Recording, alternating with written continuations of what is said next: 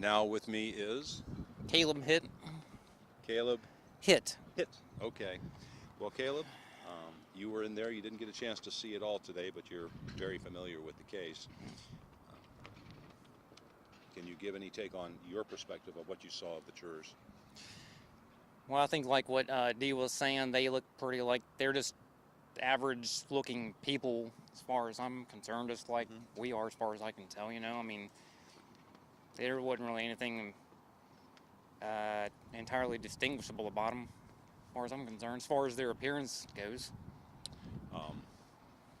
Well, you didn't get to see much, but were any of them sleeping or dozing off during this, or were they intent on what they were watching?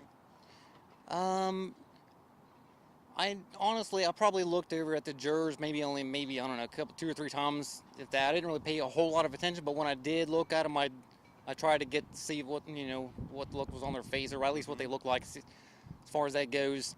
Right. As far as I could tell, it did look like they was paying attention. I mean, I don't know. I mean, when they was playing the video on the screen, I think it'd be kind of hard to not pay attention to. I mean, it's right there in front of them, as far as that goes. But yeah. So, what did you see of Thomas, who hasn't had a chance to say word once yet, but his time is coming? The prosecutor is trying to build his case that this entire situation was designed strictly to incite people into action. And what are your feelings on that? well, based on, well, I don't claim to know everything about this, of course, but based on what I do know, I know that as far as I can tell, Thomas, obviously, along with Phil and Gene, they were obviously, when they filed their petition to the West Virginia State Supreme Court of Appeals, their only effort is simply to change the corporate form of government and revert it back to the original constitutional form. So, like you said, they are trying to use the systematic route to affect change in this state, of course. But I think that once they realized that, obviously, they didn't do anything with it down at the state, at the Capitol, of course.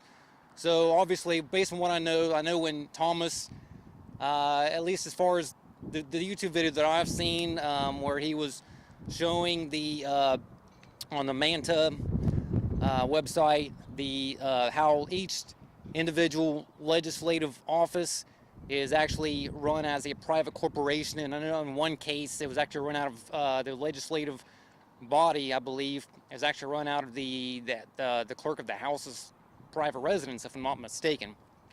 But then so on and so forth.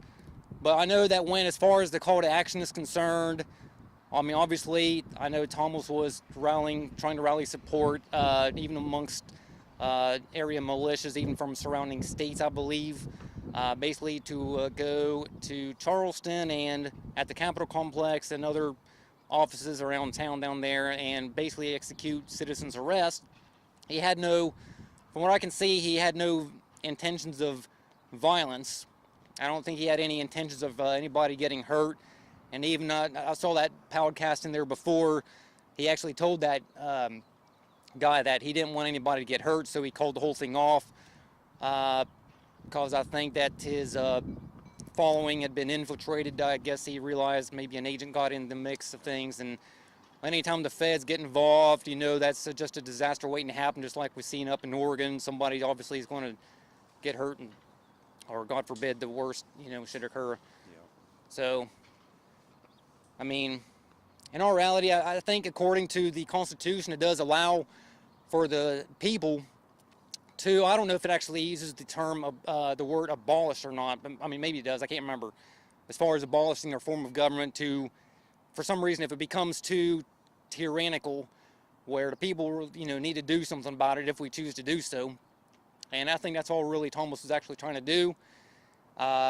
Basically, his heart is to simply as the people of the state of West Virginia, to simply take our country back, or in this case, our state back, our form of government, because obviously the Government, of course, was originally set up as to be the servant. That's how our founding forefathers set up this country. It was more or less a federation of states, and the so-called federal government was more or less to maybe protect us from outside enemies, perhaps. But there was a system of checks and balances set up. But some of our founding forefathers also mentioned, I don't know if it was Jefferson, where government is not eloquence. I can't remember the exact saying, but it's not eloquence. It is not this or that.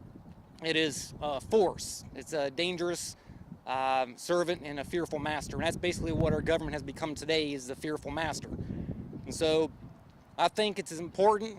Now it's almost like a David versus Goliath kind of thing, because as far as I can tell, the system is so rigged right now where it's against the people. I mean, now I know Phil's on Hudok's website. I've seen, according to in the 1917 War Powers Act, or Trading with the Enemies Act, thank you.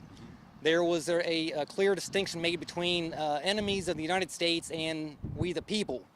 But in 1933, it was rewritten. It was amended in the War Powers Act, and that distinction was completely removed. So now we, as the people, are one and the same with the enemies of the state now.